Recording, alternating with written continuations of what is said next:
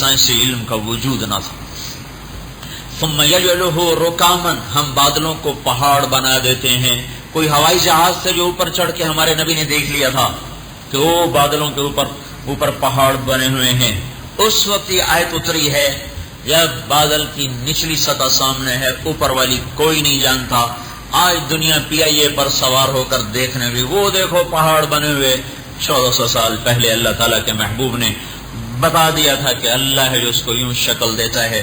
France کا بہت بڑا گائنوکالوجسٹ تھا، یہ گائنی کا ماہر ڈاکٹر مورس بکائی، اس نے یہ آیت پڑھی وَلَقَدْ خَلَقْنَا الْإِنسَانَ مِنْ سُلَالَةٍ مِنْ طِينٍ ثُمَّ جَعَلْنَاهُ نُطْفَةً فِي قَرَارٍ مَكِينٍ ثُمَّ خَلَقْنَا النُّطْفَةَ عَلَقَةً فَخَلَقْنَا الْعَلَقَةَ مُضْغَةً فخلقنا المضغة عظاما فقصونا العظام لحما ثم انشأناه خلقا آخر فتبارك الله احسن الخالقین.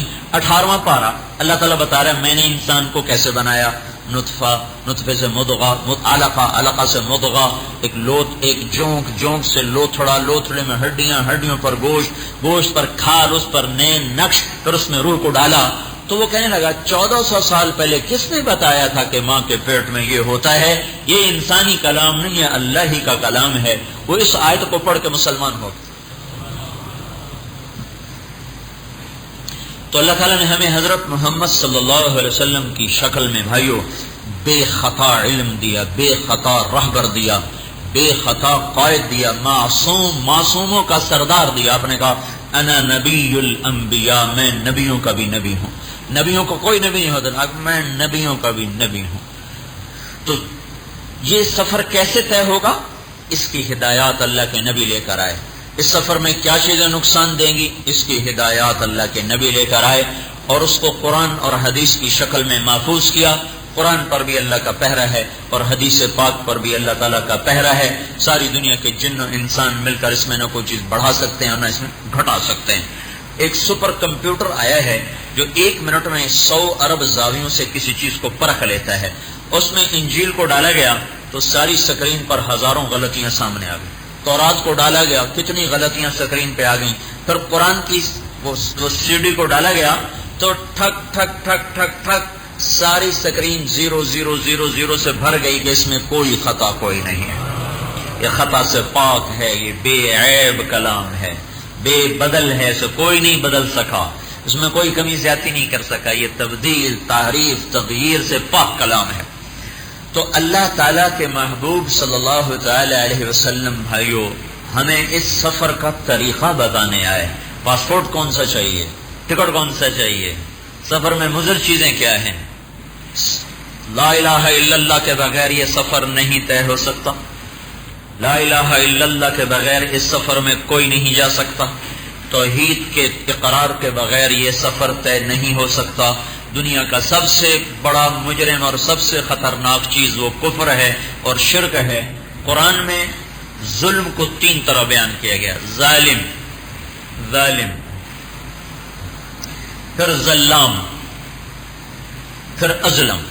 ظالم کہتے ہیں ظلم کرنے والا، ظلام کہتے ہیں بہت بڑا ظالم، اور ازلم کہتے ہیں سب سے بڑا ظالم، سب سے بڑا مجرم. سمجھو، ظالم چھوٹا مجرم، ظلام درمیانہ مجرم، اور ازلم سب سے بڑا مجرم. تو قرآن پاک میں 16 دفعہ ازلم کا لفظ آیا ہے. سب سے بڑا مجرم، سب سے بڑا ظالم. 16 کے 16 دفعہ کفر پہ آیا ہے کہ سب سے بڑا ظالم کافر ہے، سب سے بڑا مجرم توحید کا انکار کرنے والا ہے، سب سے بڑا مجرم اللہ کا نہ ماننے والا ہے. تو میرے بھائیو اس راستے کا پہلا زیور تو لا الہ الا اللہ ہے. خالی لا الہ الا اللہ اپنے الفاظ کے ساتھ. اس میں کتنا وزن ہے؟ اس کو ایک ترازو میں رکھا جائے، ترازو کو اٹھایا جائے، دوسرے پلڑے میں 7 زمینوں کو رکھا جائے، اس کے دریا اور سمندر رکھے جائیں، اس کے پہاڑ اور جنگل رکھے جائیں، اس کے جن اور انسان رکھے جائیں، اس کے جہاز اور ٹینک رکھے جائیں، اس کے شیر اور ہاتھی اور چیتے رکھے جائیں، اس کی آگ اور پیٹرول اور لوہے اور تانبے اور پیتل کو رکھا جائے، اس میں گھروندے بلڈنگوں کو رکھا جائے، زمین آسمان سورج چاند ستاروں کو اس میں رکھا جائے، پہلا دوسرا تیسرا چوتھا پانچواں چھٹا ساتواں آسمان اس میں رکھے جائیں، کرسی کو اس میں رکھا جائے، عرش کو اس میں رکھا جائے، جنت کو اس میں ڈالا جائے، دوزخ کو اس میں ڈالا جائے، جبریل کو بٹھایا جائے، میکائیل کو بٹھایا جائے، اسرائیل کو بٹھایا جائے، اسرافیل کو بٹھایا جائے، اور آسمان میں ایسے فرشتوں کا ایک پورا گروہ ہے، پتہ نہیں کتنے ہیں، اللہ کے سوا کوئی نہیں جانتا۔ اگر وہ انگوٹھے کو سیدھا کر دیں اور ہم ساتوں سمندروں کا پانی اس کے انگوٹھے کے نوخن پر ڈال دیں تو ایک قطرہ زمین پہ نہیں گرے گا۔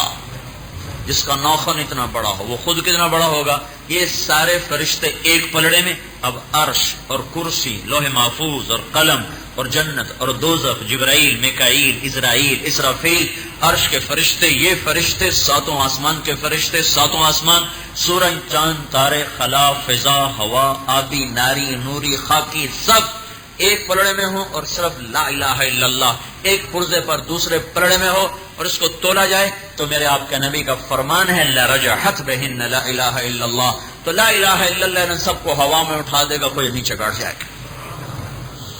اس کے بغیر اس سفر میں کوئی جہاز پہ کوئی چڑھنے نہیں دے گا، ہٹ جاؤ۔ جنت کی سواری اس پہ لا الہ الا اللہ کے بغیر کوئی نہیں چڑھ سکتا۔ یہ صرف لفظ کی طاقت ہے۔ جب یہ لا الہ الا اللہ کسی مسلمان کے دل میں اترتا ہے تو اس کی کیا طاقت بنے گی۔ وہ چاند پہ چڑھ گئے، مریخ پہ چڑھ گئے، یہ تو سامنے تو کھڑے ہوئے 2,40,000 میل کے فاصلے پر۔ سلیمان بن عبدالعزیز گورنر ہے ریاض کا، اس کا محل ہے اسپین میں، یہ وہاں چھٹیاں منانے گیا تھا۔ قطر سے ایک عربوں کی جماعت اس کے محل کی مسجد میں کام کر رہی تھی، تو اس میں ایک عرب شاعر بھی تھا، ڈاکٹر فوزی۔ تو عرب شاعری سے ہمیشہ ان کی رگ ہم سے زیادہ ہے، تو جب وہ مسجد میں آیا تو اس نے 2-4 باتیں کی تو وہ بڑا متاثر ہو، کہنے لگا تم لوگ میرے محل میں آ کے میرا کھانا قبول کرو۔ تو اس نے ان کو اپنے محل میں بلایا، کھانے کی دعوت کی، پھر اس نے اس کو شعر سنائے، تو اس نے پھر اس کو اپنا خصوصی کارڈ دیکھا، جب کبھی تم آؤ سعودیہ تو یہ میرا کارڈ ہے، تمہیں پورے سعودیہ میں کوئی نہیں روکے گا مجھ سے ملنا۔ تو باتوں باتوں میں وہ کہنے لگا سلیمان بن عبدالعزیز میرا بیٹا پہلا عرب ہے جو خلا میں گیا۔ تو آپ کو پتا بادشاہوں کے جو چاروں طرف درباری بیٹھے ہوتے ہیں وہ کیا بلائیں ہوتے ہیں، خوش آمد کرنے والے یہی تو ہوتے ہیں، حکومتوں کو